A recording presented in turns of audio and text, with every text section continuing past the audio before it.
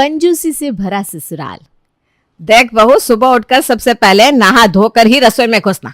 मुझे वो लड़कियां बिल्कुल पसंद नहीं जो 10-11 बजे तक बिना नहाए ऐसे ही नाइटी पहनकर घर में घूमती रहती है। पहला दिन है, समझा रही हूँ कि मेरी रसोई में बिना नहाए एंट्री नहीं मिलने वाली। सास की बात सुनकर बहू कीर्ति हाँ में गर्दन हिला देती है। अगले दिन सुबह 6 बजे कीर्ति नहा धोकर रसोई में पहुंचती है तो देखती है उसकी जेठानी मीनाक्षी पहले से ही रसोई में खड़ी है और दूध उबाल रही है। मैं चाय बना देती हूँ, चाय तो सभी लोग पीते होंगे ना? हाँ, सबकी चाय बना लो, पूरे 7 कप बनेगी। ठीक है भाभी। कीर्ति गैस पर पानी चढ़ा देती है। अरे क्या कर रही हो तुमने तो बस 3 कप ही पानी रखा है। इतने पानी में सबकी चाय कैसे बनाओगी? भाभी मैं तो चाय ऐसे ही बनाती हूँ, आधा पानी आधा दूध। आप बताइए ना, अगर यहाँ पर सब लोग दूध में पत्ती लगाकर पीते हैं तो मैं पानी थोड़ा कम कर देती हूँ। मीनाक्षी कीर्ति की बात सुनकर हंसने लगती है। अरे भाई, दूध में पत्ती नहीं, हम लोग पानी में पत्ती लगाकर पीते हैं। क्या मतलब? मतलब ये कि 1 कप दूध से ज्यादा माँ जी दूध डालनी ही नहीं देगी चाय में, इसलिए पानी बढ़ा दो। भाभी इतने सारे लोगों में 1 कप दूध डालकर चाय कैसे बन पाएगी? अरे अभी नहीं हो ना तुम, इसलिए ऐसी बातें कर रही हो। कुछ दिनों में समझ जाओगे कि यहाँ पर चाय तो क्या, बाकी सब भी ऐसे ही बनता है। दोनों देवरानी जेठानी अभी बातें कर ही रही थी, इतने में उनकी सास रसोई में आ जाती है। अरे बड़ी बहू, बता दिया ना छोटी बहू को तुमने कि चाय कैसे बनानी है? माँ जी, भाभी ने बता दिया है कि चाय में बस 1 कप दूध ही डालना है। हाँ, साथ में मसाला चाय पीते हैं सब लोग। हमारे घर में ऐसी फीकी बीकी चाय कोई नहीं पीता। ऐसा करो, फ्रिज से सब लेकर आओ, लौंग इलायची सब। हाँ, कीर्ति फ्रिज से लौंग इलायची सब निकाल कर सास के सामने रख देती है। कीर्ति की सास अदरक का एक छोटा सा टुकड़ा काटकर बहू के हाथ में देती है। देख बहू, इस अदरक को अच्छी तरह धोकर चाय में कूट कर डाल दे। और सुन, हरी इलायची डालना मत भूलना। इतना सुनते ही कीर्ति 2 इलायची निकालकर उसे ओखली में डालने लगती है। हे भगवान, 2-2 इलायची डालेगी क्या तू एक बार की चाय में? तुझे पता भी है इलायची कितनी महंगी है? अच्छा ठीक है माँ जी, 1 ही डाल देती हूँ। तो मुझे इधर दिखा, ये देख, आज इलायची का ये छिलका डाल दे और ये बचे हुए दाने ना शाम की चाय में काम आ जाएंगे। किफायत से काम करोगी तभी घर चलेगा, समझी? समझ गई माँ जी, आगे से ध्यान रखूंगी। बड़ी बहू, जब खाना बनाओगी ना तो एक बार मुझे आवाज लगा देना, कहीं तुम्हें एक ही दिन में पूरे महीने का बजट गड़बड़ ना कर दो। बहुत कंजूस देखा है मैंने अपनी जिंदगी में, लेकिन माँ जी जैसा कंजूस आज जीवन में पहली बार देख रही हूँ। ऐसा कौन करता है? जैसी चाय माँ जी बनवा रही है ना, मेरी तो चाय पीने की इच्छा ही खत्म हो गई। इसी तरह का खाना पीना खाने की भी आदत डाल लो, क्योंकि माँ जी तो बदलने से रही, बदलना तो तुम्हें ही पड़ेगा। दोनों देवरानी जेठानी मिलकर सबको चाय और नाश्ता करा देती हैं। उसकी थोड़ी देर बाद सास रसोई में आती है। देख छोटी बहू, आज ना तेरी पहली रसोई है, इसलिए जो कुछ भी मैं बता रही हूँ उसको अच्छी तरह गांठ बांध ले। रोज रोज बताने में नहीं आऊंगी। देख, सब्जी में ये 1 ढक्कन से ज्यादा तेल नहीं जाएगा। हाँ, ये 1 लीटर तेल है ना, पूरे 2 महीने चलाना है, समझ गई? और ये इतनी सारी सब्जी क्यों काट रखी है? पूरे मोहल्ले को दावत देने का विचार है क्या तुम दोनों का? नहीं माँ जी, अब पूरे परिवार को खाना खिलाना है तो उसके लिए कम से कम इतनी सब्जी तो लगेगी ना। अरे इतने से काम चल सकता है तो फिर इतनी सारी सब्जी डालने की क्या जरूरत है? हाँ, तो चुपचाप वैसा ही कर जैसा मैं बता रही हूँ, समझी? ठीक है माँ जी, जैसा आप कहो। सास के जाने के बाद मैं मानती हूँ कि ऐसे बहुत से लोग होते हैं जो सब्जी का खर्च बचाने के लिए आलू ज्यादा डालकर सब्जी बैलेंस कर लेते हैं, लेकिन माँ जी तो गोभी की सब्जी में गोभी ही डालने के लिए नहीं दे रही और ना ही आलू। फिर सब्जी कैसे बनेगी? पानी का नाम सुना है कि नहीं? हाँ, जितनी सब्जी माँ जी ने दी है ना, चुपचाप इतनी सब्जी काटो और बाकी पानी डाल देना, हो जाएगा बैलेंस। जेठानी की बात सुनने के बाद अब तो बेचारी कीर्ति ने अपना सर पीट लिया था। उसे समझ में आ गया था कि वो बहुत ही गलत घर में फंस गई है। दोपहर में लंच के समय, अरे बेटा, ये क्या, तूने तो दाल सब्जी ली ही नहीं। ऐसे सूखी सूखी रोटी खाएगी तो कैसे काम चलेगा? 4 दिन में कमजोरी आ जाएगी। बड़ी बहू, चलो सब्जी और दाल दो छोटी बहू को। जी माँ जी, अभी देती हूँ। रहने दीजिए माँ जी, क्या फायदा दाल सब्जी खाने का? उसे खाकर भी शरीर में बस पानी की ही कमी पूरी होगी, बाकी तो दाल सब्जी में कुछ है ही नहीं। क्या कहा तूने? एक तो मैं तुझे इतने प्यार से खाना खिला रही हूँ, ऊपर से तू मुझे बातें सुना रही है। ठीक ही कहते हैं भाई, या कलयुग है। यहाँ किसी के साथ भलाई करो ना, तब भी बदले में बुरा ही मिलती है।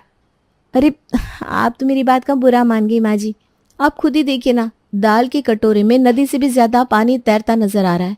और ये देखिए, गोभी आलू की सब्जी में गोभी को शायद माइक्रोस्कोप लगाकर ढूंढना पड़ेगा तभी नजर आएगी। बहू की बात सुनकर सास गुस्से में उसे घूरने लगती है। अब तो ये रोज का ही हो गया था। बड़ी बहू को पहले ही ये सब झेलने की आदत थी। अब धीरे धीरे छोटी बहू भी बेचारी रोते गाते इस नए कंजूसी भरे माहौल में एडजस्ट करने की कोशिश में लगी थी। एक दिन, माँ जी, मेरे भैया का फोन आया है, आज शाम को वो मुझसे मिलने के लिए आने वाले हैं।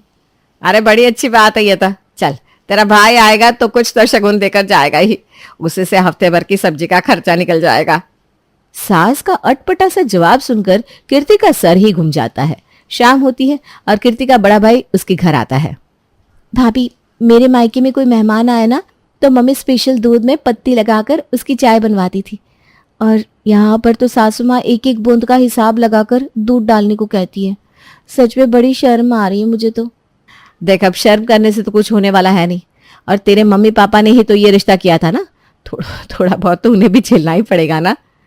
कीर्ति जल्दी से चाय बनाकर नाश्ता देखने लगती है। भाभी, चाय के साथ क्या नाश्ता दूं? कुछ दिखाई नहीं पड़ रहा है। अरे नाश्ता घर में होगा तभी तो दिखाई देगा ना। माँ जी, नमकीन बिस्किट तो घर में लाने ही नहीं देती। ये जो 5 रुपए का ग्लूकोज बिस्किट रखा है ना, यही है हमारे यहाँ का मेहमानों को दिया जाने वाला स्पेशल नाश्ता। जेठानी की बात सुनकर कीर्ति बिल्कुल परेशान हो जाती है। कोई और रास्ता सूझता ना देख बेचारी पानी वाली काली सी चाय और ग्लूकोज बिस्किट लेकर भाई के सामने चली जाती है। कुछ देर रुकने के बाद उसके भैया वापस लौट जाते हैं। धीरे धीरे कीर्ति की शादी को 6 महीने पूरे हो जाते हैं और रक्षाबंधन का त्योहार आ जाता है। बड़ी बहू, रक्षाबंधन का त्योहार आ रहा है, तैयारी कर लेना। मेरी बेटी एकता भी 2 दिन पहले ही आ जाएगी, तो फिर गिफ्ट वगैरह ले आई हो ना एकता और उसके बच्चों के लिए। आप चिंता मत करिए माँ जी, मैं सब इंतजाम कर लूंगी। छोटी बहू, तुम्हारा तो इस बार शादी के बाद पहला रक्षाबंधन है ना, तुम्हें तो इस बार एकता के लिए कुछ स्पेशल गिफ्ट लेकर आना चाहिए।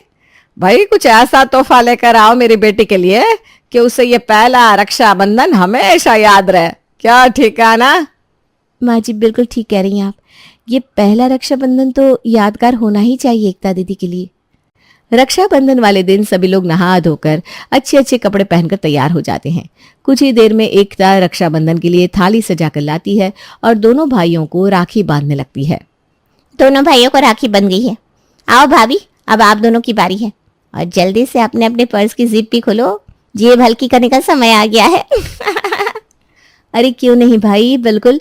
रक्षाबंधन पर तो बहनों का अधिकार होता है शगुन पर। तुम्हें तुम्हारे हिस्से का शगुन जरूर मिलेगा। भाभी की बात सुनकर एकता बड़ी खुश हो जाती है और खुशी खुशी दोनों भाभियों के हाथ में लाई हुई राखियां बांध देती है। देखो भाभी, कितनी सुंदर राखी लेकर आई हूं मैं, भैया और आप दोनों के लिए। बाजार में जो सबसे महंगी राखी थी ना, वो पसंद करी है मैंने आप लोगों के लिए। ननद की बात सुनकर एक एक करके दोनों भाभियां लिफाफे ननद के हाथ में रख देती है। लिफाफा हाथ में लेने के बाद एकता बड़ी उम्मीद से दोनों भाभियों का लिफाफा खोलकर देखती है तो उसकी तो शक्ल का रंग ही बदलने लगता है। भाभी, ये कैसा बेहुदा मजाक है?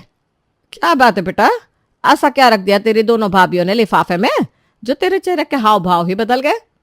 खुद ही देख लो मम्मी, आपकी लाडली बहू ने क्या कारनामा किया है। एकता दोनों लिफाफे माँ के हाथ में थमा देती है।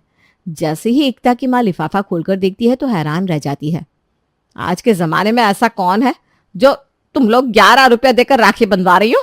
तुमने तो भिखारी को भी फेल कर दिया।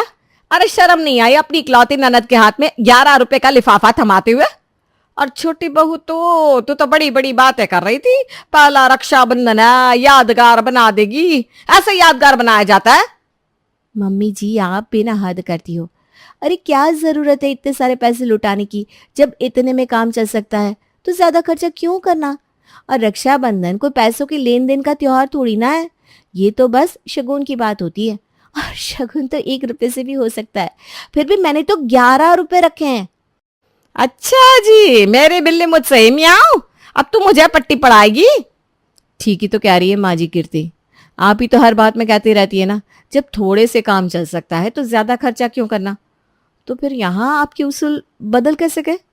देखिए, हमने ना आपको बदलने की बहुत कोशिश की, लेकिन फिर हमें समझ में आया कि आपको बदल पाना तो संभव नहीं है। इसलिए हम दोनों ने ही अपने आप को आपके रंग में डाल दिया। अब से इस घर में मनमुटाव और आपसी झगड़ों की कोई वजह ही नहीं बचेगी।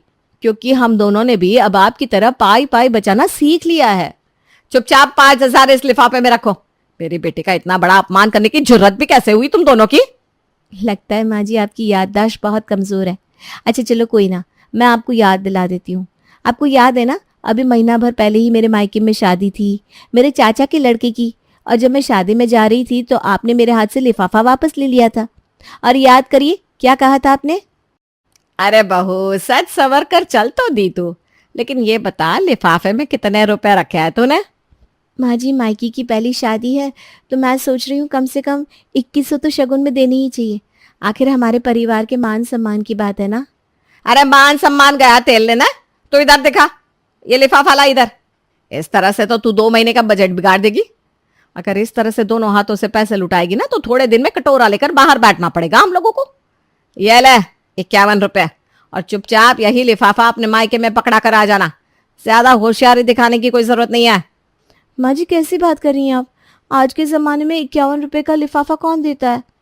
क्या तेरे मायके वालों ने दहेज में पैसों का कोई पेड़ भी भेजा था क्या, जिसे हिला हिला कर रोज मैं नोट गिनूंगी? और वैसे भी बेटी के घर का ना 1 रुपया लेना भी गुनाह होता है। मैं तो फिर भी 51 दे रही हूँ। अब मुझसे बहस मत कर, जा। तुझे लेट हो रहा है ना, जा। और एक बात गांठ बांध ले, जब थोड़े में काम हो सकता है तो ज्यादा पैसे खर्च करने की जरूरत क्या है? अब तो आपको याद आ ही गया होगा माँ जी। अगर मैं अपने मायके में 51 रुपए का लिफाफा दे सकती हूँ तो रक्षाबंधन पर 11 रुपए देने में क्या बुराई है। बहू की बात सुनकर सास अपना सर खुजलाने लगती है। उसे समझ में आ गया था कि उसका दांव उसके ऊपर ही उल्टा पड़ गया है। किसी तरह रक्षाबंधन का त्योहार भी बीत जाता है और उसके बाद एक दिन सवेरे 10 बजे ही फोन की घंटी धन धना उठती है। किसका फोन था माँ जी? बड़ी खुश नजर आ रही हैं आप। अरे बड़ी बहू, तुझे याद है मैंने अपने मोहल्ले की सहेलियों के साथ मिलकर किट्टी डाली हुई थी, तो इस बार पहली बार सबने मिलकर ये डिसाइड किया है कि इस बार की किट्टी मेरे यहाँ होगी। मैं ना सच में बड़ी एक्साइटेड हूँ। तुम दोनों मिलकर पूरे घर की बढ़िया से साफ सफाई कर दो। सब कुछ एकदम चकाचक होना चाहिए, और थोड़ी बहुत डेकोरेशन भी कर देना, और नाश्ते का भी A1 इंतजाम करना। समझ गई या नहीं? अरे भाई, अपनी रेपुटेशन की बात है। तुझे पता भी है जब हम अपनी सहेली के यहाँ किट्टी करने जाते हैं ना, एक से बढ़कर एक आइटम खिलाती है मेरी सहेलियां। इतना बढ़िया इंतजाम होता है कि दिल बाग बाग हो जाता है। आप चिंता क्यों कर रही हैं माँ जी? आपकी तो 2 बहुएं हैं, हम मिलकर सब संभाल लेंगे। हमारे घर की किटी पार्टी ऐसी होगी कि आने वाले 5 सालों तक लोग मिसाल देंगे। क्या बात थी आपकी किटी पार्टी में। आप बस देखते जाइए हम दोनों क्या क्या करते हैं। कीर्ति और उसकी जेठानी मिलकर किटी पार्टी की तैयारी में लग जाती हैं। पूरे घर को शीशे की तरह चमका दिया था दोनों ने मिलकर। पर्दे, सोफा कवर और चादर भी बदली जा चुकी थी। अब बस सहेलियों के आने की देर थी ताकि मेहमानों के आने के बाद उनके सामने चाय नाश्ता लगाया जा सके। कुछ ही देर में घंटी बजती है और किटी की सारी औरतें घर के अंदर आ जाती हैं। अरे बहू, सब हो गया कि नहीं? सब लोग आ गए हैं। छोटी, जरा वो कांच के गिलास तो उठा, और फ्रिज में मैंने एक ठंडे पानी की बोतल रखी है, इसे भी निकाल कर लाना। अरे तुझसे मैंने कोल्ड ड्रिंक मंगवाई थी ना, फिर ठंडे पानी का क्या करेगी? और ये तो आधे लीटर की बोतल है। इस आधा लीटर कोल्ड ड्रिंक में किस किस को पिलाएगी तू? हमने कहा था ना माँ जी, हम दोनों मिलकर सब संभाल लेंगे। आप ना बिना बात चिंता करती हो। देखिए, आधा लीटर कोल्ड ड्रिंक में 1 लीटर पानी मिला देंगे, किसी को कुछ पता नहीं चलने वाला, और वही सर्व कर देंगे। अरे जब इतने में काम चल सकता है तो क्या जरूरत है उतनी बड़ी बोतल मंगवाने की। हैं? ये क्या बात कर रही हो तुम दोनों? माँ जी, काम के बीच ना आप डिस्टर्ब मत करिए। छोटी, तू वो चिप्स के पैकेट रखे ना, खोल तो सही। 5 रुपए वाले 2 चिप्स के पैकेट? अरे करने क्या वाली हो तुम दोनों? माँ जी, अब इतने में काम चल सकता है, फिर उतना खर्च करने की जरूरत क्या है। ये 5-5 वाले 2 चिप्स के पैकेट है ना, इसी के बीच में थोड़ी सी नमकीन मिला देंगे, किसी को क्या पता लगने वाला है, और उसी के 4-5 पीस प्लेट में रख देंगे। कौन सा आपकी सहेली पेट भरने वाली है। अरे तुम दोनों के दोनों ये बताओ, तुमने इन चिप्स पापड़ के अलावा कुछ और मंगाया है, या आज मुझे किसी के सामने मुंह दिखाने लायक नहीं छोड़ोगी? माँ जी, आप भी ना छोटी छोटी बातों पर घबरा जाती हैं। किसने कहा कि हमने कुछ और खाने के लिए नहीं मंगवाया? अरे वो नंदू ठेले वाला है ना, उसके यहाँ 5 के 2 समोसे मिलते हैं। पूरे 15 समोसे मंगवाए हैं मैंने। सबको 2-2 देंगे, तब भी 1 बच जाएगा। देखा आपने मेरा मैनेजमेंट। क्या तुम दोनों ने उस ठेले वाले से समोसे मंगाए हैं मेरी किटी पार्टी के लिए? मैं तुम दोनों के आगे हाथ जोड़ती हूँ, भगवान के लिए अपनी अकल पर पड़े हुए पर्दे को हटाओ और थोड़ा दिमाग से काम लो। अरे सारे मोहल्ले में थू थू हो जाएगी मेरे नाम की। कर क्या रही हो तुम लोग? तो माँ जी आप मानती हो ना ये सब चिंदी चोरी करना सही बात नहीं है? हाँ बाबा हाँ, मानती हूँ। मेरी तौबा, मेरे बाप की तौबा, जो आज के बाद मैंने कभी कंजूसी की तो बस आज मेरी इज्जत नीलाम होने से बचा लो। अरे माँ जी आपने कह दिया तो समझो हो गया आपका काम। देखो आपकी किटी के लिए बढ़िया बढ़िया आइटम लाकर हमने पहले ही रखे हुए हैं। ये तो बस आपको सुधारने के लिए ट्रेलर था। पिक्चर अभी बाकी है। दोनों बहुएं सास की सहेलियों के सामने जल्द ही स्नैक्स सर्व करती हैं जो सभी को बहुत पसंद आते हैं। अगले दिन, अरे बेटा क्या जरूरत थी इतनी महंगी साड़ी लाने की? और माना कि गणपति उत्सव है, लेकिन उसके लिए इतना पैसा खर्च क्यों करने थे? कोई सस्ती सी ले आता। वैसे भी जब इतने से काम चल सकता है तो फिर उतना खर्च क्यों करना है? सुन लिया कीर्ति तूने? माँ जी चिकना घड़ा है, अपनी आदत उसे वो इतनी जल्दी बाज नहीं आएगी। फिर से शुरू हो गई है वो इतना उतना करने में।